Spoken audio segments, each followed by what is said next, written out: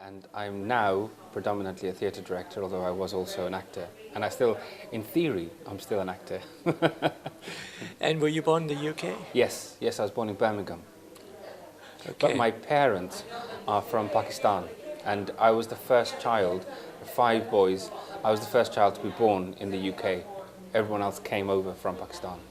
So how did you get involved in theatre? In theatre, that's a complicated story. I'm going to give you the brief version. And the brief version is that my father died when we were quite young.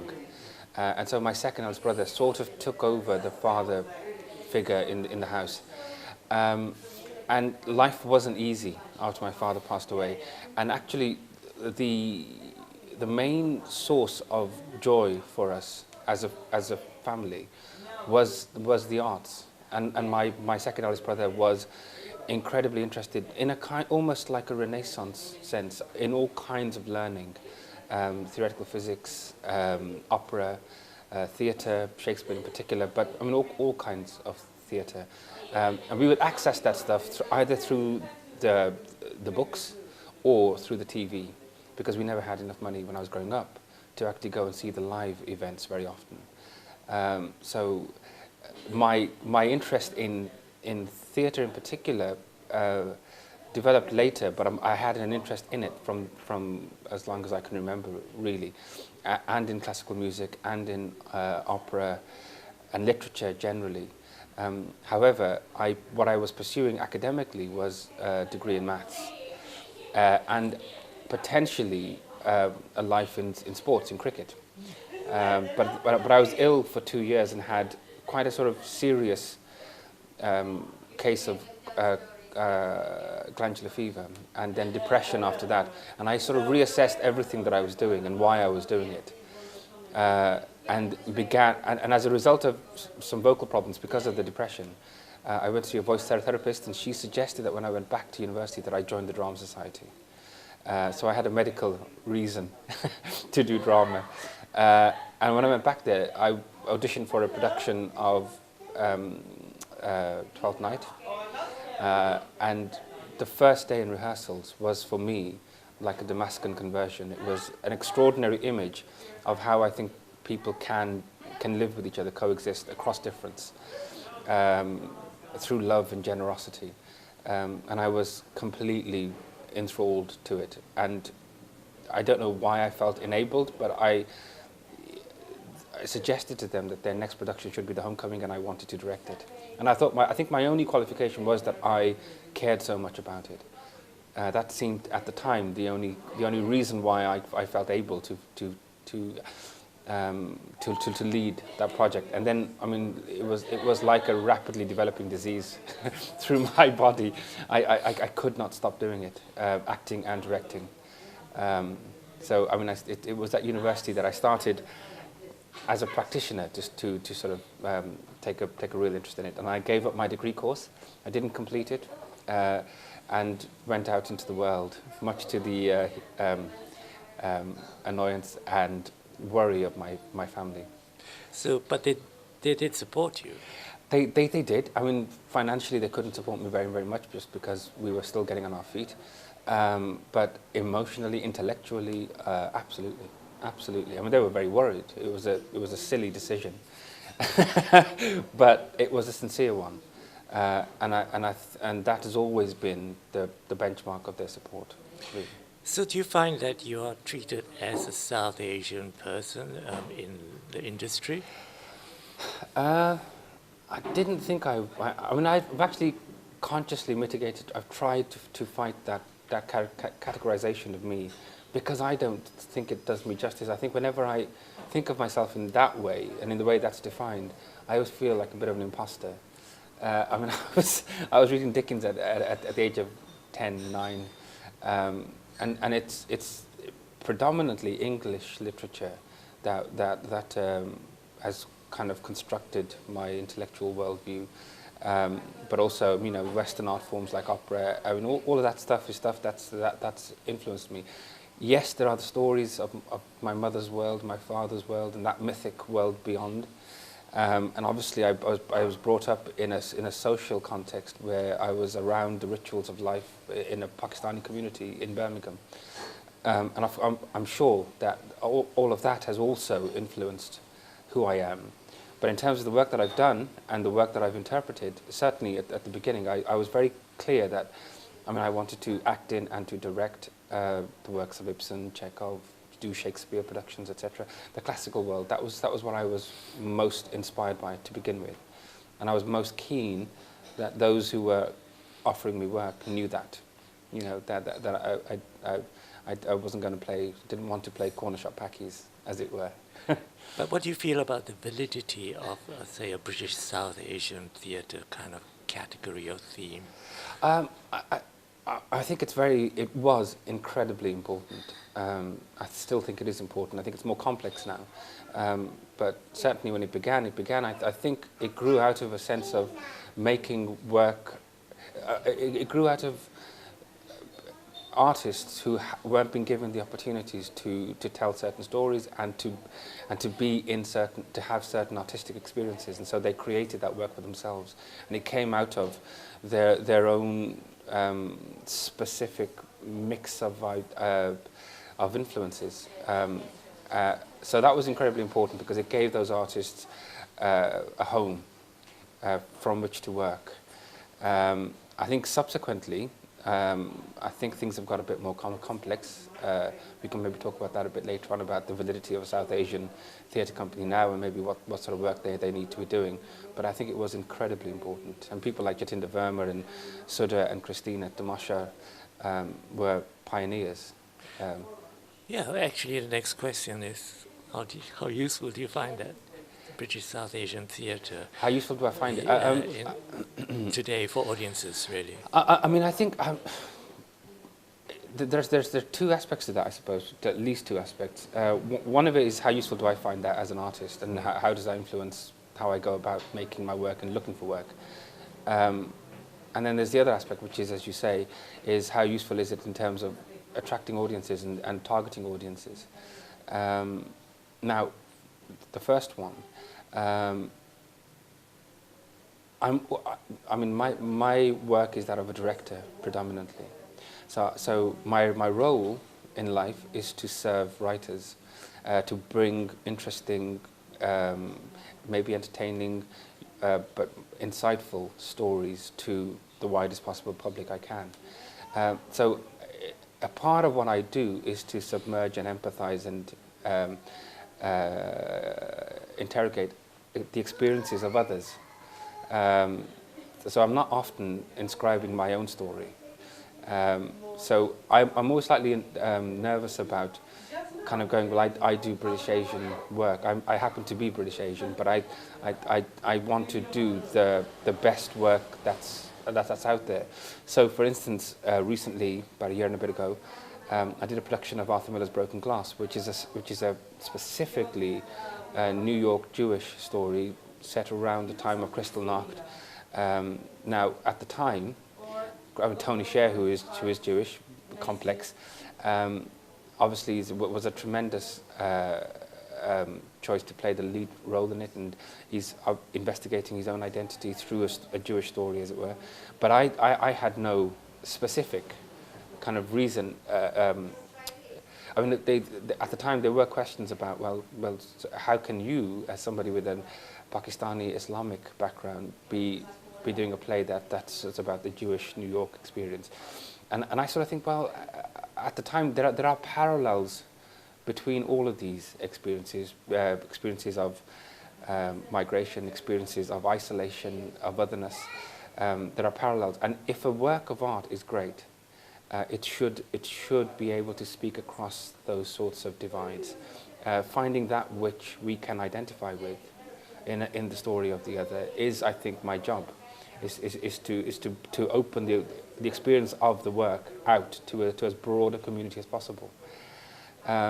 So now, for the first half of my career, I think I consciously did a certain kind of work, and I didn't engage with the Tara arts and the Tamasha arts because I was trying to sort of ensure that I was being perceived in a certain way. But then actually it was Rani Murthy, who runs Rasa Theatre Company, came to see a production of mine in Leicester, and she asked me to direct her next play.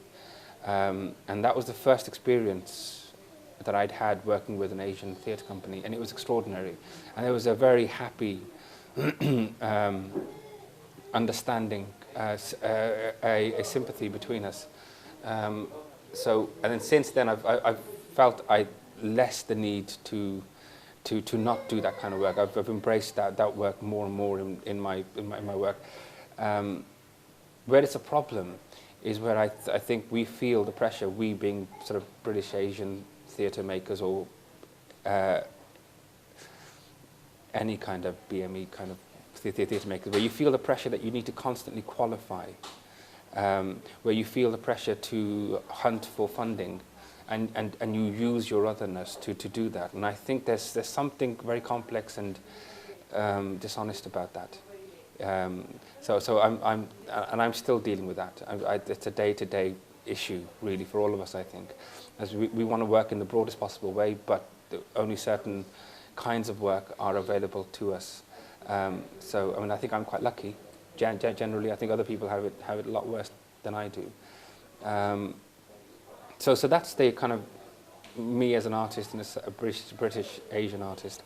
And that the other thing, though, is as you say, the audiences and speaking to. I mean, it's been my experience, and I started out in Leicester, at the Leicester Haymarket Theatre, and I was there for 18 months at the beginning of my career. And there was a big move then to try and engage with a vast Asian population there, to get them into the theatre. And I've always found that actually the theatre-going habit is not one that is present in certainly Indian and Pakistani communities. And I don't know whether that's to do with the actual buildings themselves and what they represent.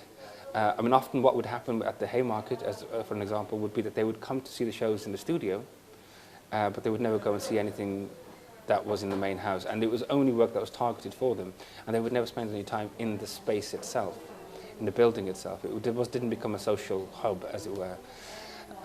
So there was something to do with how those buildings represented a kind of an exclusive experience to them that I think needs to be tackled more specifically. And that's not just about producing work that's specific to them, because ideally you want them to come to anything and to feel like that work is all available to them, just as they do when they go to the cinema. They will go and see work from Hollywood, from Bollywood, from wherever. And it's all it's work that is there. They feel entitled to go and see it. I think theatre is still slightly bound up with a sort of his master's entertainment, as it were. So that actually has a big impact, really, on audiences, the kind of audiences that come, as you're saying. Yeah. And so how important are the audiences that your work is for you? I mean, who do you reach out to? Is there any specific audience? No. What I hope is that the work, I mean, I think the Elizabethan model is the perfect model in the sense that you have a piece of theatre there that's complex, shifts in tone constantly from the scurrilous to the sacred, and it speaks to every member of society. And in those theatres you would have the penny dreadfuls down there, and then you would have the aristocrats up there. Every member of society was in, and every member of society was spoken to and addressed. And I mean, that obviously that's idealistic, but ultimately I would want any work that I did to be able to be enjoyed and to challenge any person that walks into that theatre building. And I often ensure that I often try to go into schools in Birmingham, for instance, right, that have large populations of Muslim boys and girls, and I do Shakespeare workshops with them, because I don't patronize them. I'm excited about it, I'm passionate about it, and I share that passion with them, and I don't see any resistance to the there's no sense of the color of the work. So I don't feel that anybody's excluded from my work, or should be excluded from my work, and I wanted to speak to all, as it were. So have you worked with rural audiences or in a rural context? Yeah. I mean, I think I've been very lucky. I mean, I've had a career in Britain that, I mean, the first part of my career, I did quite a lot of work in the regions. So, yeah, I mean, I've had lots of experience of that. And more recently, my work has been happening in London. But no, I still do work with, and I still do work with theatre education companies like Box Clever that tour the country, that have productions that go into schools as well as theatres. Now, this kind of British Asian identity has really been changing, and it's a really complex one because, you know, everybody comes from different communities anyway, originally. Yes. So how do you find that, how do you cope with that in terms of, first of all, finding work, creating work, producing the work, your relationship with the audience and their need for a particular work? How do you cope with that, or do you not think about that? I think about it all the time. There are two elements to that. I mean, I think maybe I've got slightly complacent about that in the past, because I've been quite a successful freelance director, and people have offered me jobs and opportunities, and I've taken them on, and I've explored those opportunities and done them as best as I can. And I haven't had the pressure to maybe engender my own work. But I feel the need to do that more and more now.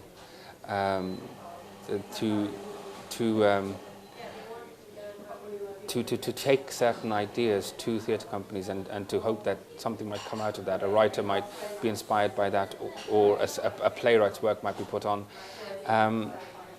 That's tough, though, I think, just for a freelance director working on his own outside of a theatre company context, because often the theatres that you take it to, the producers that you take it to, have a very narrow brief, and you either meet that or you don't.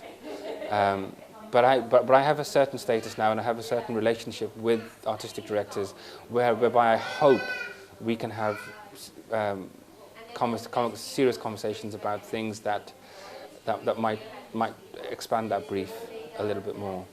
I think all the gatekeepers and all the people that program things and produce things in theatre, I think they, as you say, they kind of have very clear objectives, quite narrow ones sometimes.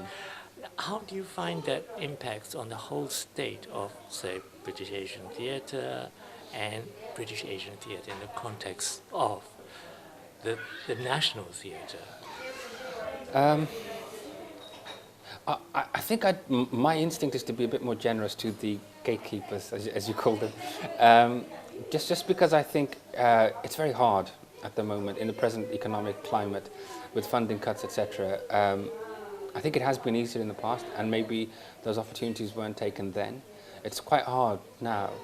However, one of the good things about the pressure, the economic pressure, is that I think the gatekeepers or the buildings, the institutions, need to diversify how they make work and who they make work for.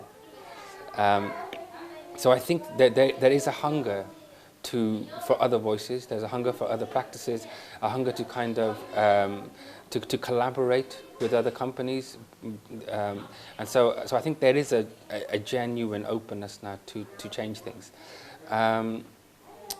My biggest frustration is that when work happens with, say, an Asian company or a black company in a building like the National Theatre or even the RSC, it often feels like that show is the show that is being used to bring in a certain kind of audience, to satisfy a certain requirement for funding, etc.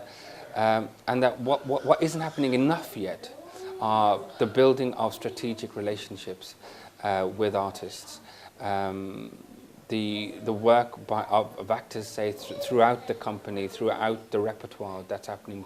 And so it still feels slightly like we still haven't or that work still feels very risky.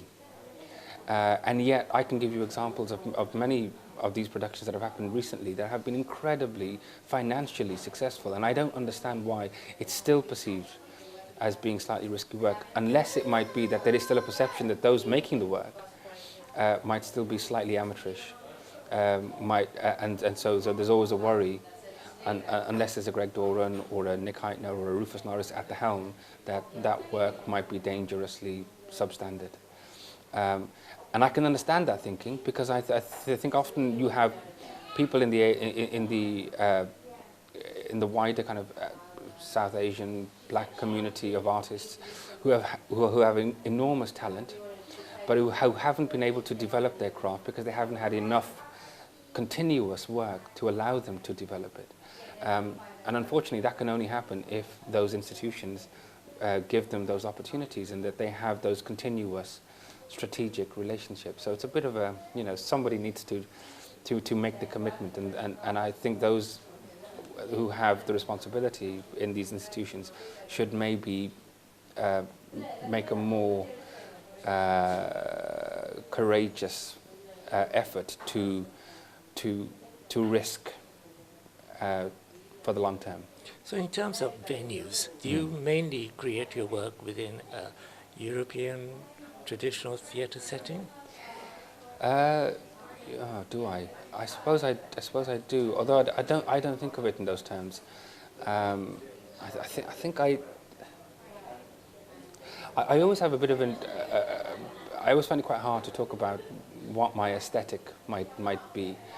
I have principles of work, and it's all to do with the specific play that I'm doing that I'm working on, the specific company that I'm working with, the space within which I'm working, and I challenge myself and those I'm working with to find the specific language for that audience that are going to be coming in the doors, and my influences, artistic influences, go way beyond European influences. I mean, I spent a year in Japan. I've directed in Japan.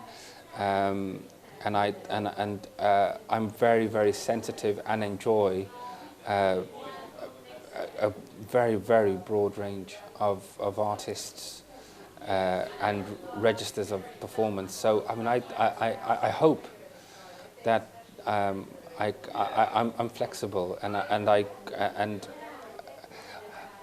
mean, I'm not ideological or dogmatic about the way my work needs to look. It will look the way it needs to look, depending upon the company, the work, and the space that we're working in, and the audience that we're speaking to. So, looking back at your body of work, that's intimidating. Would you say there's anything that actually stood out to you that's really significant as what you're trying to do, or has actually shown you and demonstrated that what you're actually doing is of great value to yourself? Yeah, I mean, I think most things that I do make me feel that way, even when it's, I mean, every theatrical performance that I've been responsible for has had an element of failure to it. I think that's inevitable, and I caught that a little bit because I embrace risk in my work. I in terms of the work of the actors as well, I genuinely want our work to be to be addressing the unknown in their practice, etc.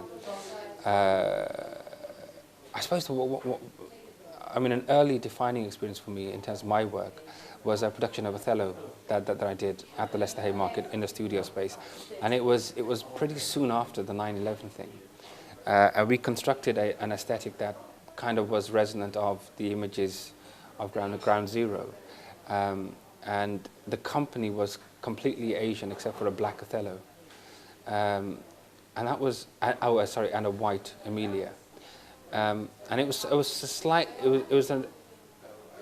an attempt on my part to try and challenge any kind of ideas of casual ideas, complacent ideas of stereotyping color and race, etc. Because those issues within that play, for instance, exist within all kinds of communities, and even within, say, the Asian community, there is an issue to do with beauty and integrity. That is, the lighter your skin is, the more potential integrity and beauty you have, etc. I mean, that exists. That's not a black-white problem. There's all kinds of shades between. So I was exploring that, and also that sort of post 9/11 context, and that was a remarkably successful exploration of that. I don't think it diminished anything in the play. If anything, it liberated something in it. That company had not had that kind of experience before with classical work, and it was incredible to see how they grew, how they dealt with their terror at the beginning, and really embraced their audiences, and a kind of a completely honest relationship to audiences. And also we had audiences that came from all kinds of backgrounds. I remember once we had the theatre was full, the studio theatre was full of teenage Asian boys and girls from a school in Birmingham who had no sense of what the rules of theatre were. They whenever they were completely vocal in their responses to everything in the piece, and it was extraordinarily electric and liberating.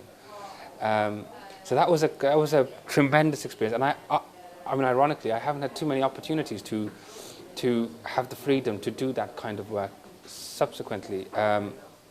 But in a similar way, the Much Ado About Nothing, which I did at the RSC last year, was a very similar thing. I mean, there were another Asian company. I think the first Asian company, complete Asian company that has done a Shakespeare at the RSC, which was again very complicated because a lot of those actors might have worked at the RSC but worked there 20 years ago. And a lot of the older actors carried an enormous amount of, I think, trauma from their past relationships with these big organizations. And so dealing with that, and the innocence of the younger members who feel entitled to do everything, which is wonderful, because it's a different world now, was very interesting. And how they were embraced by audiences, it was just extraordinary. And have you had any kind of traumatic experience yourself that have you brought to bear in your artistic journey? Yeah, I've had lots, some that I wouldn't want to talk about in this context, but traumatic experiences. I mean, I suppose the depression that I had was traumatic, and it was I found theatre a very useful way of trying to make sense of the world at the time and make sense of myself. I had a very interesting experience at the very beginning of my career when I was putting on my own work, had my own theatre company, and I had an enormous passion. I was just putting on work in fringe spaces, asking money of anybody and making it happen. And writing letters to everyone, but because I had no qualifications, nobody was answering these letters, except for Marianne Elliott, who did, and who I had a conversation with, and she was incredibly generous, and asked me to come up to the Royal Exchange in Manchester to interview for a potential bursary. And I went into that room at the time, and I was in my early 20s, and there was this long table and 4 artistic directors on this table, and I was completely overwhelmed and actually struck almost dumb by them. Now, they all had different personas. Some of them were slightly more challenging and ungenerous than others, but that didn't matter. The point was that I was already colonized. I had brought in my own problems, and it was a terrible, traumatic interview. And essentially, I said very, very little to them. Walked out of the room. Marianne came out and asked me what was wrong, because I had talked to her very freely before, and I could not explain it to her at that instance. And so I decided to take a year out to do an MA, not because I needed to learn more about the craft, but I needed to learn more about me. I needed to give myself the permission to do this work. So yeah, I suppose that was that experience of sort of allowing myself the permission to do these things, valuing my voice, whatever that voice is, and allowing it to become and continue to become something. Not feeling like I needed to answer certain questions in a specific and reductive way, that one of the gifts of our work is to pose questions, is to open things up rather than close them down. You know, that was all valuable and humane, fundamentally humane. Yeah, so I suppose that was a traumatic experience that resulted in a really important insight into why I do what I do and who I am. And is there anything special that you want to let us know that you feel is really, you know, as part of your own story and your own journey? It's something that perhaps would be useful for other people to know about. Yeah, I mean, I think, there are lots of things. The thing that upsets me most, though, when I encounter it, is when I see people who don't have the courage to genuinely not know in an artistic conversation, who feel that that's a weakness, whereas I think that's the most authentic place to be in. And I think we create out of that not knowing. We have conversations with others and try to kind of get some sense of a matrix of significance. I've resisted dogmas all my life, and I find it very sad when the industry itself tries to pressurize you into making slightly kind of reductive, categorical, dogmatic statements about your practice and about who you work for and how you work, etc. I would say that there is much more power in shattering those definitions than in trying to live by them. It might be harder potentially to make an application, a funding application. You might need a lot more paper. But ultimately the work that you produce will be that much more significant. And I think you touch people much more significantly. So, to end up, is there anything else you want to let us know? No, except it's interesting. We're having this interview in this lovely bookshop that I've not known about. And there are maybe 30, 35 books on that shelf over there that are just extraordinary, and they're books that I think are about experiences and voices from all over the world. And I don't know how many people know about this bookshop, but I just think it's a shame. I'm not sure how many people read nowadays. I know they go very quickly to the internet, and they get a very quick sense of what what others' experiences are. I would encourage actors out there, theatre makers, etc., to spend some time in a book, to expand time, and yeah, to sort of make work that and to challenge the pace of life. I think the interesting thing about this place is it's being run by a Malaysian and a Jewish person. Wonderful. So, and they're both academics and writers themselves. Yes, yes. So they actually have a sensibility. Well, and what's lovely is that we're having this interview now, but just over there, I'm sure they've heard it all the way through. There's a children's workshop going on, and yet there are academic books by Christopher Hitchens, etc., on the shelf here. It's an extraordinary mixture of things. It's kind of quite Asian, you know, where you're talking about venues and theatres, you know, which are quite formal, intimidating spaces, and something like this is so much more organic. I think it is. I think it is, and I think you're absolutely right about identifying that element as I think it's to do with rather than Asian. I think it's any kind of ancient oral culture, which sort of values the telling of stories to all. So I remember when I was growing up, those stories that were being told, in the register that they've been told, would be told to, my uncles and my grandfathers, etc., but we'd be there as well as children. And we'd hear exactly the same words, told with exactly the same passion. And that, I suppose that's something you carry in your DNA. Well, not your DNA, but in your memory as you grow up. And I think if this, that's a very, very valuable thing, isn't it?